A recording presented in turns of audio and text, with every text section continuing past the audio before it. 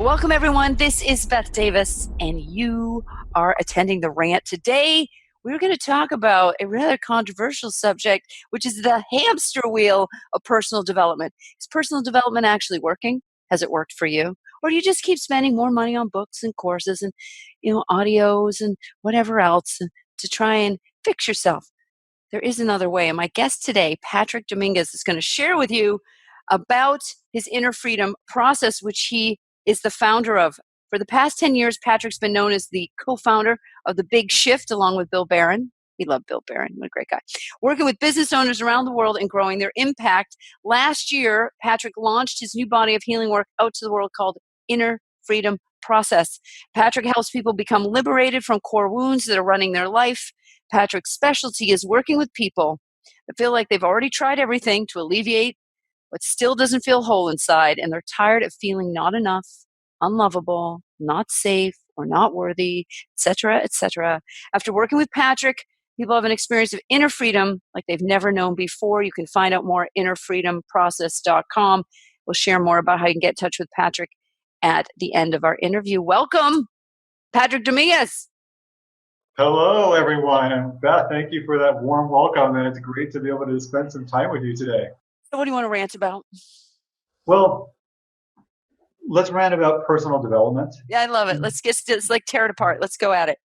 So I've been someone who's been like a personal development junkie for pretty much my whole life. Ever since I finished college, after I graduated from college, I went to this comparative religion class to try to understand how the world works and how I fit into it and so forth. And was always doing something, like a Buddhist retreat or some sort of Buddhist practice, self-help books, workshops, and so forth. And I regarded myself as someone who was always learning and growing, like as a positive sort of virtue. Mm-hmm. And people would ask me, what's your top value? And I would say learning and growing, with pride. And so I remember I would hear these people who were critics of the personal development industry basically accusing it of being a hamster wheel that people, once they get into it, they can never get off. The rat race of personal development. Yeah. And I was deeply offended because I thought, I'm not on a hamster wheel. Like the personal development industry is not keeping me locked in a hamster wheel. I'm choosing this as someone who values learning and growing. And there's actually a fascinating book called Sham, which is kind of like one person's like rant against the personal development industry. And I remember being really offended by that book, going, this person just doesn't get the valuable transformational work that we're all trying to do with ourselves and others.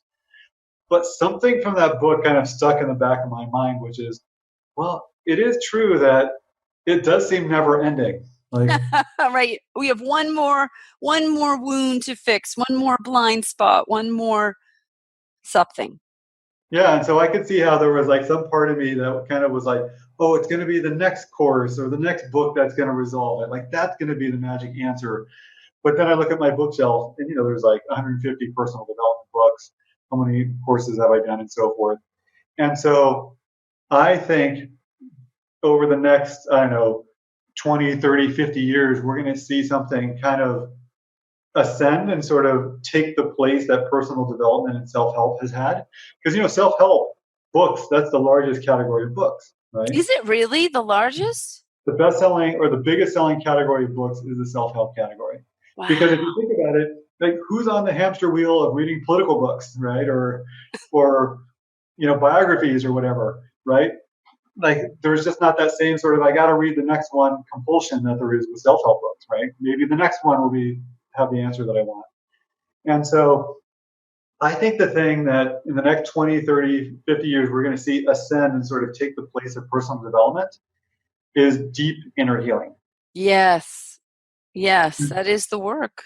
Yeah, and I think it's similar with coaching. I think coaching and personal development, although they're wonderful, right? I'm not saying that personal development shouldn't happen or coaching, but I think healing is the new personal development. Healing is the new coaching because, and we'll talk about what sort of healing in particular, but the sort of healing that gets to the core, that gets to the wounded places and heals sort of the energetic batteries that are fueling the negative patterns that we're trying to solve through learning and workshops and so forth. I think that sort of healing is going to be the thing that's going to ascend and going to be more of where people are going in the future. So you created this inner freedom process. And maybe you could tell us about what the inner freedom process is. And then the second part to that question is, how did you come to the work that you're now doing? What happened for you? Yeah. So the inner freedom process is really about, first of all, when people are doing personal development work or other or spiritual seeking, I think it's very similar. What is it people are really looking for? Mm, I suspect, like I told myself, I'm doing this because I'm all about learning and growing. right, But right. what I've discovered since then was there was some part of me that just didn't feel whole, right? Some part of me that Hmm. like deeply felt not safe, not Right. loved, not worthy, that was craving something to alleviate that feeling. And so hopefully if I go to the right workshop and the right person on stage does the right magic with me, then that feeling will go away. Uh-huh. Uh-huh. So I don't really think it was I wanted to learn the content of like 100, self-help books. Like Really? because it's hard for me to remember, other than some like truly like iconic stuff, like, the work from Byron Katie. Like I remember the process of the work and it's beautiful. Eckhart Right. Tolle. Exactly. Like that's just distilled wisdom, right? Cosmic. Yeah. Yeah. So, but in terms of what kept me, keep going, looking for the next thing was some part of me that just felt wounded. And when I did, I had some amazing, gifted people help me heal those wounds. There was no longer the craving to keep learning and growing, which was really just a code phrase for dealing with the part of me that was feeling wounded and in pain. And once I had, the blessing of having that healing work done for me, then I no longer felt the compulsion to keep learning and growing because what I was really there for the personal development, is something that I got through the healing. And it seems to me that when we address these core wounds and liberate ourselves from that pain, we can then get on to the real business of living, which is having fun, enjoying ourselves, and being of service to others using our gifts. And if all our time's taken up trying to fix myself, we're kind of missing the boat. It almost becomes this narcissistic way of hiding out.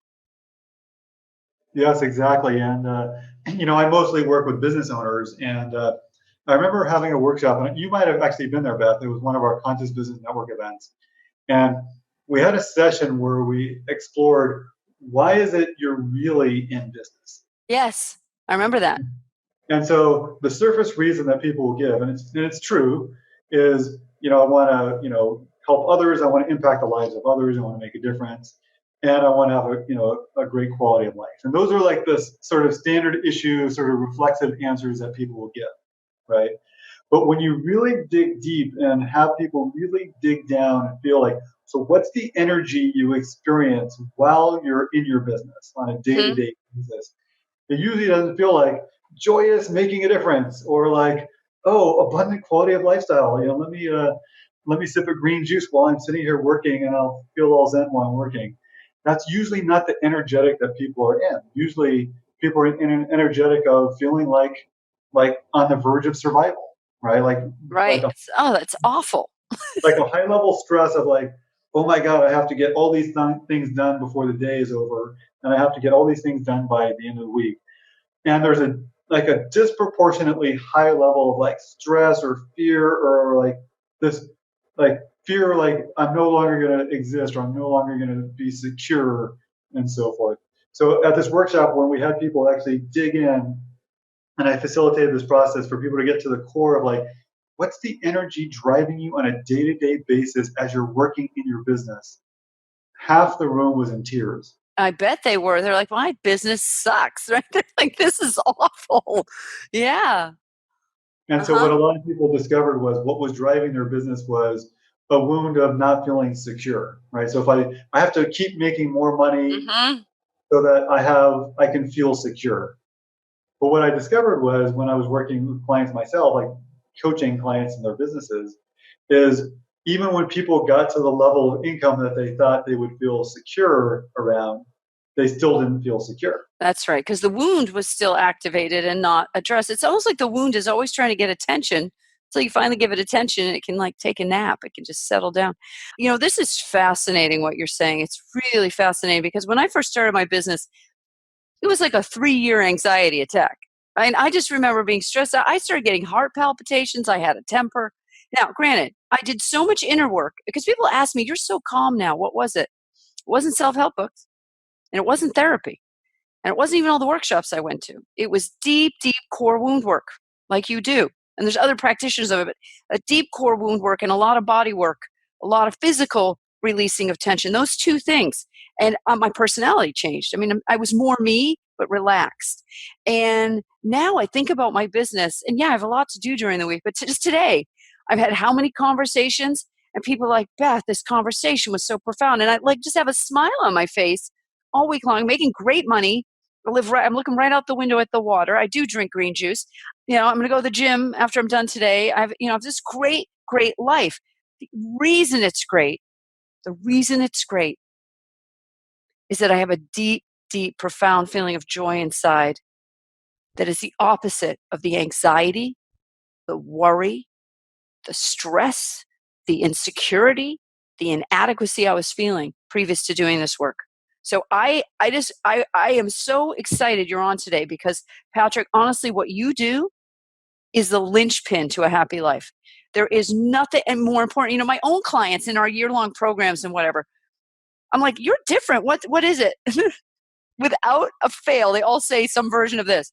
"Well, I know I'm like 6 months into the program, but I finally decided to do the inner work and heal my wounds. I finally decided to look inside and see what I was running from." And they handle that, and then suddenly clients are coming, they're sleeping at night, they're dropping all that weight they've put on, whatever their deal is just sort of magically evaporates. So will you share with us some of your success stories, like what you've seen happen for some of your clients? I'm very interested. Yeah. I used to sort of sneak in core wound healing work with my business coaching clients, Well, it's right? the best thing you could do for them. Yeah. So, our session work was mostly on how to design and build their business. But inevitably, every single one of my clients at some point would come to a session and say something like, I feel like I'm hitting a wall with something, or I'm sick and tired of this showing up in my business and my life, and can you help me? And there was like a very characteristic energy of this like plea for help, right? Mhm. Or I could tell like, okay, they're bringing up some like wound material. Yeah. And I printed out some notes on like how to know if you're being triggered by a core wound. And I thought I'd share that with you You and tell us, everybody. how do we know, what are the signs and symptoms of being triggered by a core wound?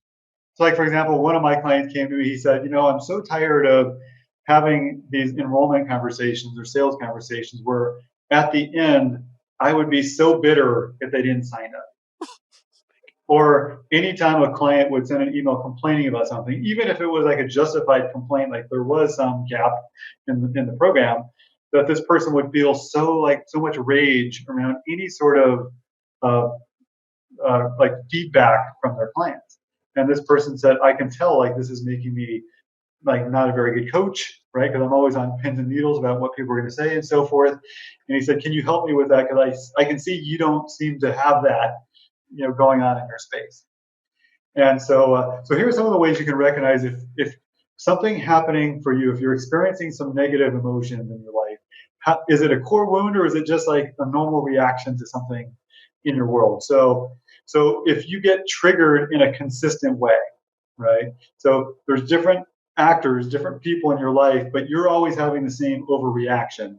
Then Right. chances are that's a wound pattern that started at an early age, and just different people keep coming into your life triggering the same thing.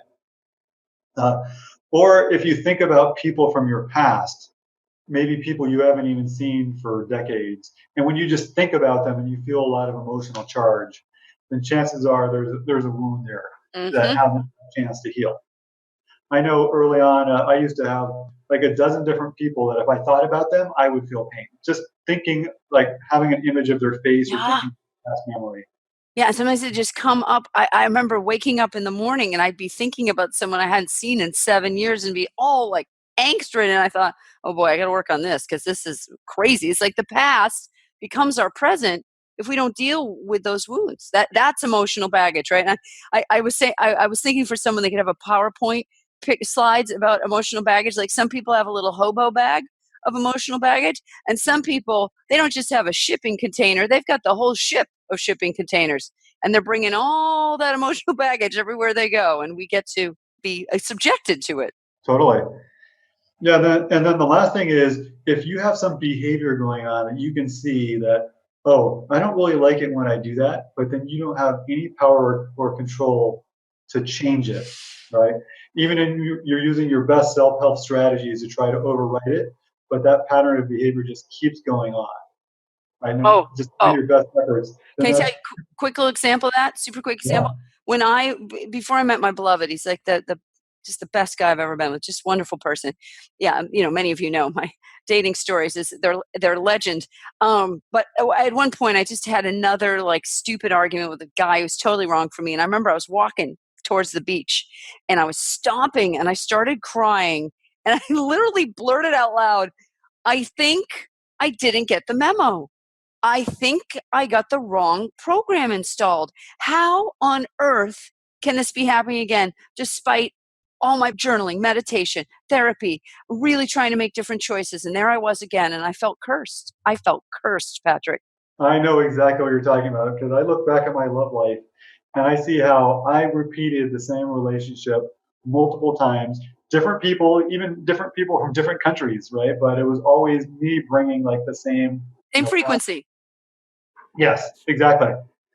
Yeah. And so, one of my love life patterns in the past has always been being the caretaker for someone else's emotion.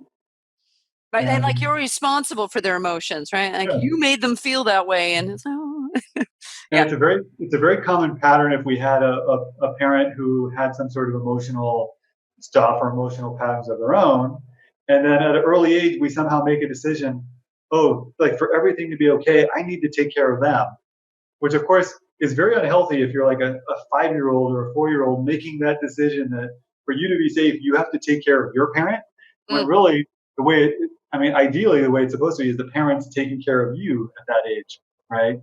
But if there's things happening in your environment where you basically see to be safe, I need to take care of my parent, then that pattern tends to go on throughout like a lot of life. Boy, is that true. I love both my parents. I don't think either one of them would deny that they're both very self-centered. The both of them. They're very, very self-involved. And I remember at a very young age feeling like, oh, I'm kind of on my own here. I called it benign neglect. I knew they loved me, but they were just on their other track. And I was like, well, I guess I have to figure this out because emotionally, they weren't emotionally available. So I see a lot of my patterns were that of a 5-year-old well into adulthood, just, hoping for attention, hoping for acknowledgement, hoping for instructions.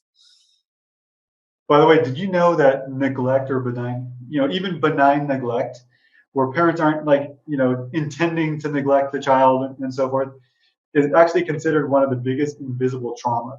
Oh, it isn't even invisible. Like it was trauma. There's no doubt in my mind. I call it benign because they didn't starve me or beat me or call me bad names. But my sister and I were very aware of this gap, and it created incredible loneliness through my 20s into my 40s of like feeling empty inside. And it's like no person, no thing could ever seem to heal the break in my heart until I did the inner wound work. So here's why I call it the invisible trauma, because I know when I was like doing all this personal development stuff, I would hear other people talk about like really having some like seriously overt bad things happen in childhood, like being beaten up, yelled at, abused, and so forth. And I remember thinking like, like my childhood doesn't seem like it was so bad. I mean, clearly there were some things, but it didn't seem like as bad as other Mhm. people. And that's why it's an invisible trauma, because sometimes people say, well, like my childhood was fine. It didn't seem like my parents did anything to me, right? Compared to stories you might hear from other people. Right. As bad. Right. Yeah, but systematic neglect or regular neglect is actually a pretty heavy trauma for the system.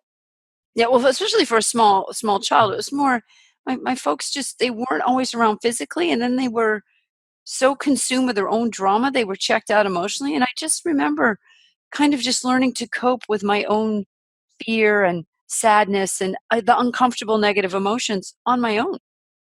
And then I just thought, there's no point in even having them. I'll just stuff them because no one's going to really give a crap anyways. Yeah.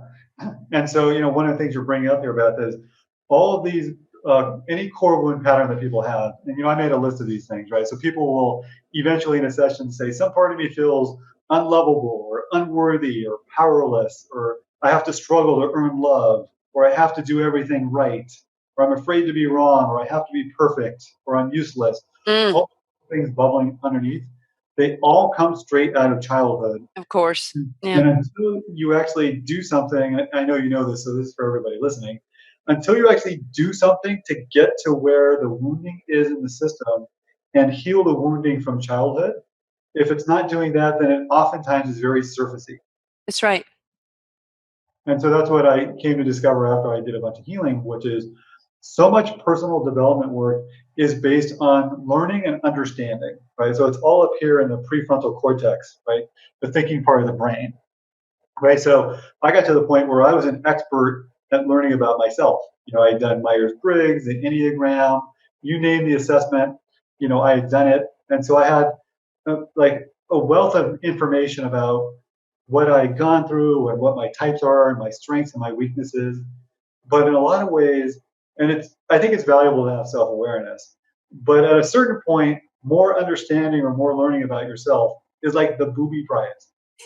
It is a movie prize. Yeah. I Because get bored with myself. I'm like, oh, this is so really.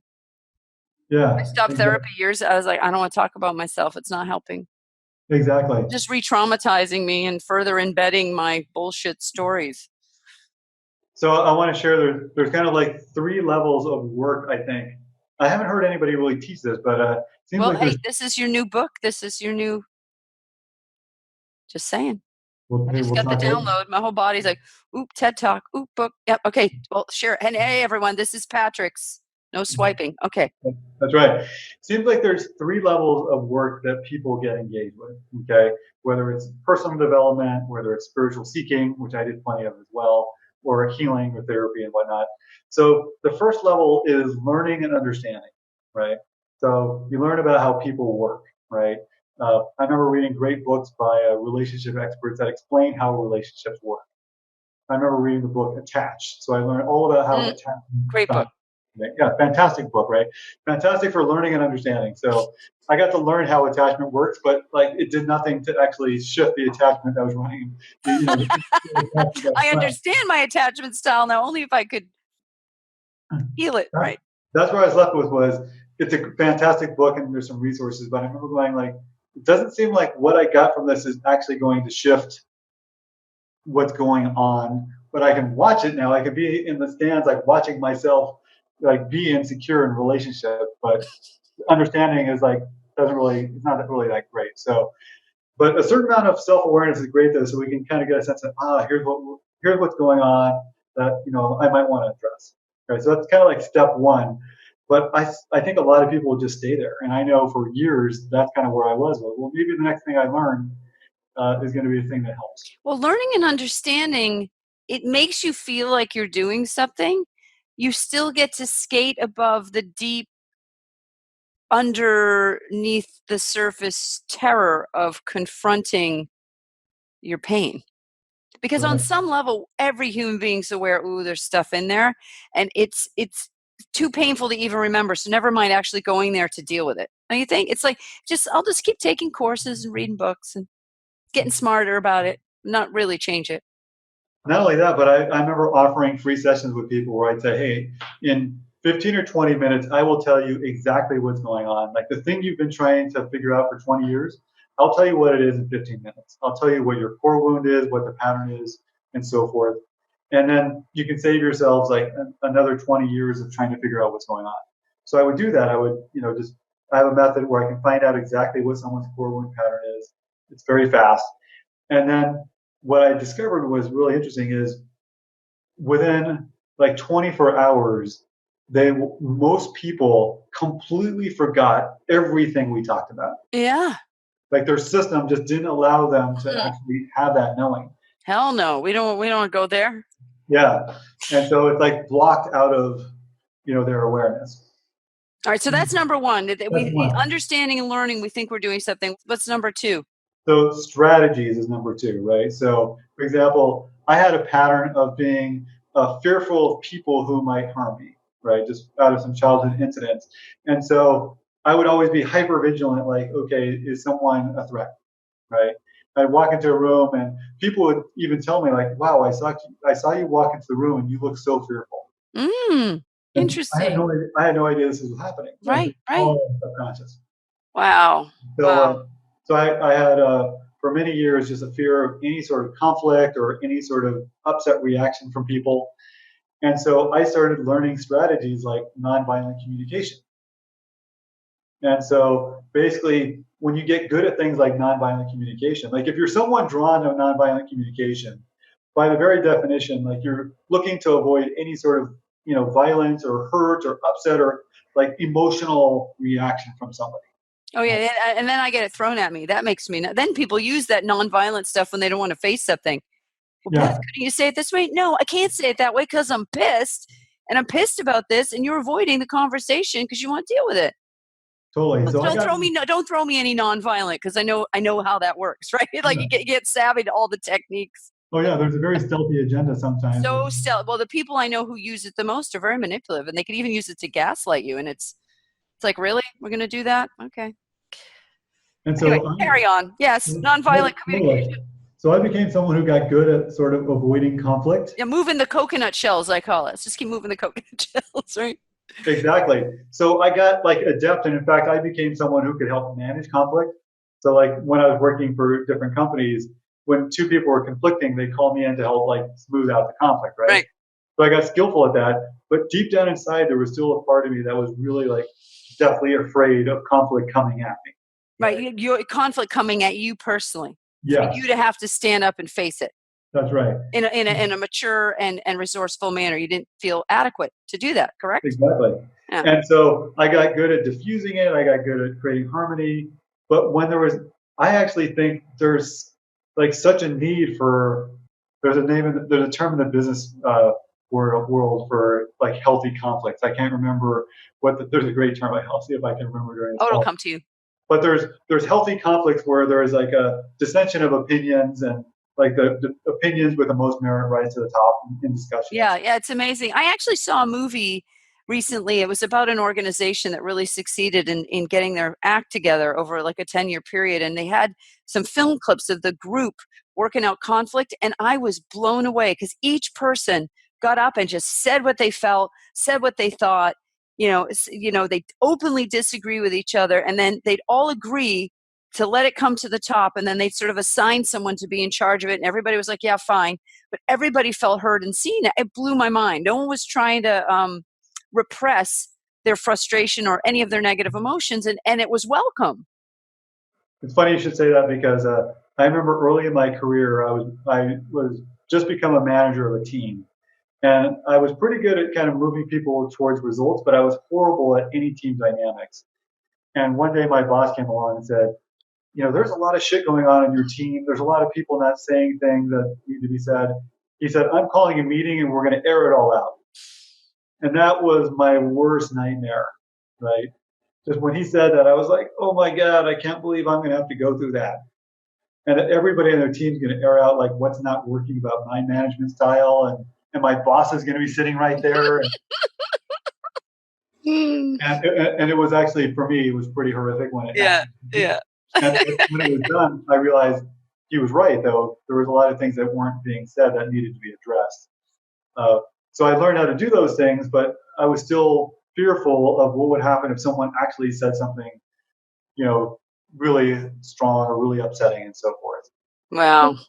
So I learned strategies to compensate for that sort of thing, but there was still stuff running inside that really just wanted to avoid that and not be a part of it. So number one way we don't get to the core wound is learning and understanding, addictively so. Number two is developing strategies to stay away from what is trying to come up and be dealt with. And what's number three? So number three is actually then identifying the core wound pattern that's going on, and then basically some would call it healing it, some would call it reprogramming it or rewiring what's going on there. but basically there's a sort of a neurological pattern in our nervous system that's underneath the pattern of behaviors that we're doing, the ones that we don't really want to be running or the ones we're not proud of. And so it's going in there and finding that pattern and then doing work that actually helps to shift or undo the pattern. Wow. So out of the three, number three is your best option. Is that what you do? Number three? Or is Uh, there a step beyond that? uh, well, there's a step beyond that, which is sort of awakening from the non-dual, but that's a whole Awakening from what? awakening from like the perception of non-dual reality. But I'm with you on that. You do have to wait. Say something about, we have a very, very savvy listenership. Really, they understand these terms. So say more about awakening from that. yeah, so I have to say, any comments I have are from a perspective of someone who hasn't awakened into that truth. But I know there's a part of me that's really like connecting, with that truth. But basically, it's the idea of having a embodied realization that there is no self, and that the self is just a creation of our thoughts. It's all a creation of it's all light energy anyways. It's all a creation of our thought. So the thought, then the body then becomes a reflection of what's on the of what's coming through the frequency, right? And it's either Exactly. functional or dysfunctional. Yeah. So going back to the pattern, like let me just give a couple of examples. Great. So, and then I'll talk about a little bit of the unwinding of the pattern. So a client was telling me that when he was growing up, he had a drunken father, and his father used to yell and neglect and so forth, and would spend a lot of time just kind of locking himself in his home office. And so this client of mine felt neglected, kind of what you were mentioning before, and his kind of the core belief and his core wound was, I'm not loved and I'm not worthy. Mm-hmm. And so a challenge he was having in his business was then uh, being able to hire people and give them tasks to do, because then he felt, like I don't deserve to have this support. For example, like I'm not worthy of having people actually helping me. He also had a block around having his needs be met, right? Because they weren't met as a kid. And in Mm-hmm. fact, it seemed not safe to have his needs met. So it was a constant sort of pattern of putting other people's needs first in front Mm-hmm. of his. And so he could look back at his whole life and see his whole life has been basically a dance of always putting other people's needs first, always putting his needs on the back burner, and having that be normal. Mm-hmm. Wow. And so we did some healing around the pattern underneath that. And he started hiring people for his business, started delegating all the things he didn't really want to be doing, and actually running a business in a fairly normal way, but in a way that he was feeling some, blockage around before. Wow. Wow, that's incredible. And so I think it's great for people to learn and understand themselves as a catalyst, right? And then to learn some strategies so they can sort of override or compensate for the pattern. But the easy way is to actually just unprogram or shift or heal the pattern itself, because the pattern's running 24/7. Mm-hmm. Mm-hmm. So when you use compensatory strategies to try to override the pattern, as soon as you stop using your strategies, the pattern is right back there running. Yes. And so it feels like a constant battle. It's Prometheus bound, pushing the boulder up the endless hill, never getting to the top, only to have it roll back down over you. And it's super energy draining and tiring. And angering. I just found it infuriating because I'm feisty. It just pissed me off. I'm like, this again? No. I mean, it'd be smacking. Really? How can this be? Exactly. So I know for me, when I shifted the pattern of avoiding conflict and someone hurting me or getting upset at me, then I got to the point where it's like, I don't really care about using NVC anymore, because I actually want to hear what people have to say. Nonviolent communication. Yeah. Yeah. I know. I've had people in my life, they're not in my life anymore because they really didn't want to hear what I had to say, because it was confrontive and it meant taking the relationship to the next level, because they were actually in a bullying dynamic. And I was saying to them, hey, can't talk to me that way. Like, I'm not going to be treated this way. We got to change this relationship. And then they were like back in my face, like, oh, well, we want to do this nonviolent thing. I'm like, no, the whole point is you're being violent. and we need to talk about the violence and get to it. And it was just the end of the relationship because it was like people are sometimes blind to that wound, right? They're so blind to it that they're saying one thing and doing the opposite. Yeah. And by the In way, full view, everybody else can see it and they're completely oblivious to it. well, that's another sign of a core wound is something that everybody else can see and then you're not able to see. So that's usually core wound territory as well. Uh-huh. Oh, I've never had that happen to you. That's the story of my life. Everyone pointed out to you and you're like, really? I do that? Wow, that must be a core one. So tell us a little bit. This is so amazing. So we've identified the coping strategies that don't work. What can happen when we begin to open up to this core wound? How do you liberate people from it? What happens? What do you do so that they can be free? So first I help people identify what the core wound is. It's actually useful to know what it is. And in my work, there's five types of core wounds. So there's not 20 or 100. There's five core 5. wound, five. That makes it simpler. Yeah, and I actually have a quiz where people can, do like a first level of sort of diagnosis on themselves. Where can they get the quiz to find out where they're at with their wound? Innerfreedomprocess.com/quiz. So All right. innerfreedomprocess.com/quiz. And it's a short quiz, like less than 5 minutes, and it'll tell you what one of your biggest core wounds is. Great. We have more than one, and it'll be eye-opening. And so in terms of the healing process, to heal core wounds, you have to go beneath the thinking and cognitive mind, okay? And so that's why learning and understanding strategies don't really shift the pattern because those things happen in this part of our system up here. But where the wounding lives is down here. Okay? Mm-hmm. The wounding lives in our limbic system, which is our emotional center, right? The wounding lives in the brain stem. So the wounding basically lives in the part of our neurology, which is kind of in this part. And our thinking brain has very little influence over what's happening down here. Mm-hmm. So that's why we can learn all about what's happening. Like we can learn exactly what our patterns are. And then you kind of go, now what? Because our thinking brain has no dominion or very little dominion over this. And so that's why we have people say like, oh, I'm going to go on a weight loss program, or, oh, I'm going to take committed action in my business. And then a week later, nothing happened. It's because this part of their system is the part of the system that actually has the most power. Below the neck. I think of it as like below, Or like kind of like the back of the brain down, right? Yeah, exactly. The amygdala. Yeah. Reptile brain, right? Exactly. Lizard. That's right. The part of our system that regulates survival. So it's definitely like the reptilian brain. And it just takes over. And we're like, oh, crap. There's lizard again. Until you come along and go, hey, we're gonna train lizard. Exactly. We find the lizard. That's the first thing we do basically is we actually find where is the energy that's fueling the pattern. And the energy is trauma energy, right? Trauma, yeah. Yeah, there's some childhood experience that happened that was, traumatic, that was overwhelming emotionally, and now part of your system like doesn't want to ever experience that again, right? And so that trauma energy is stored in the system. So we first find the core wound pattern, and that helps us point to where does the trauma energy live in the system. And then I have a couple of methods that I've discovered through lots of research that seem to be some of the most effective in terms of releasing the trauma energy that's underneath the pattern. Oh, beautiful.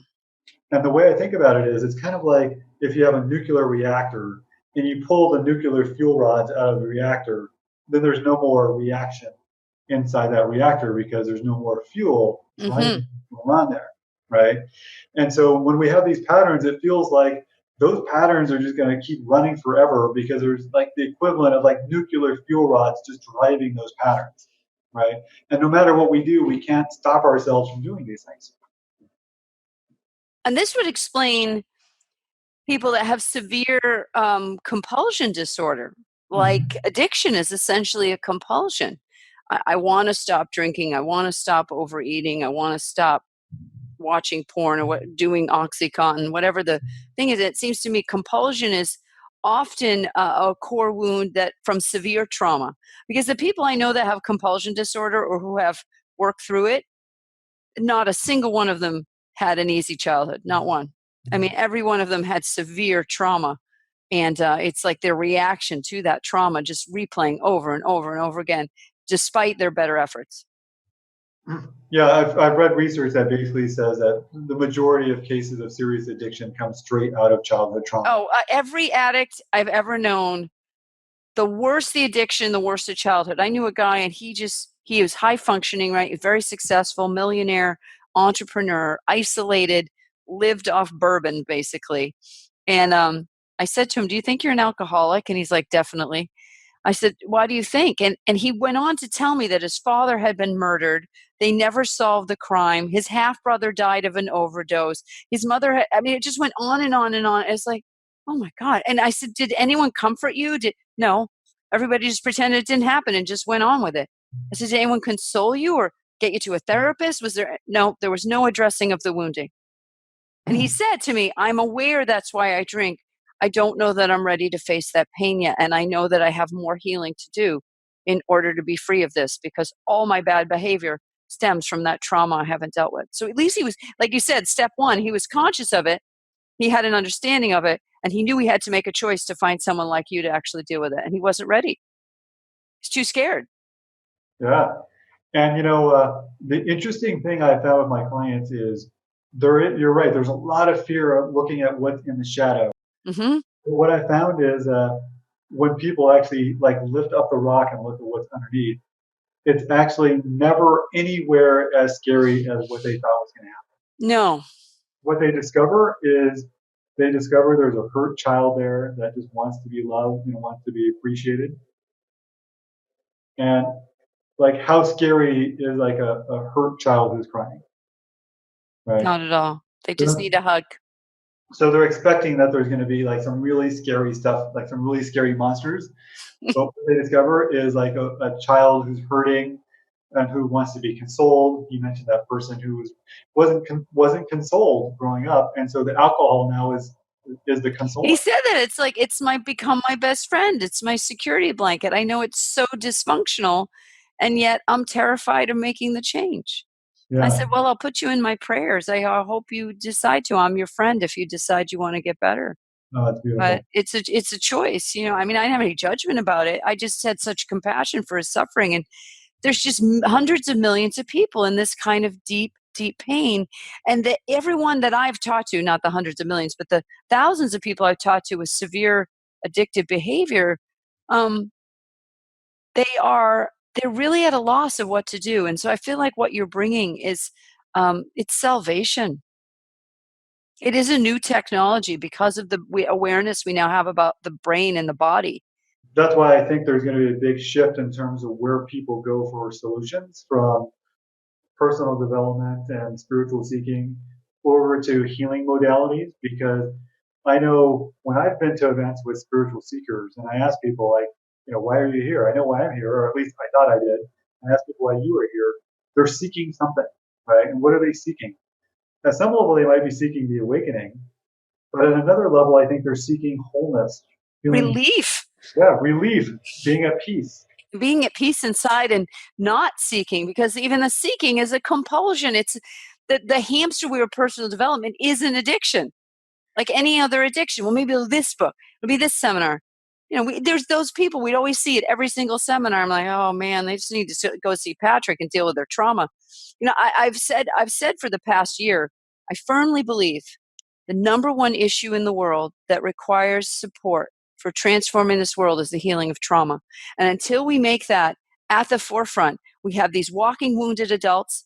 DC is overrun by avoidant attachment style wounded people who don't give a crap because they don't care about themselves. They don't know how to feel that love. It's too terrifying.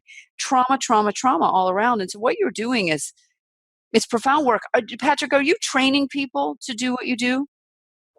Uh, I Are you will. going to be? I will be You're in the going to future. develop a training company, aren't you?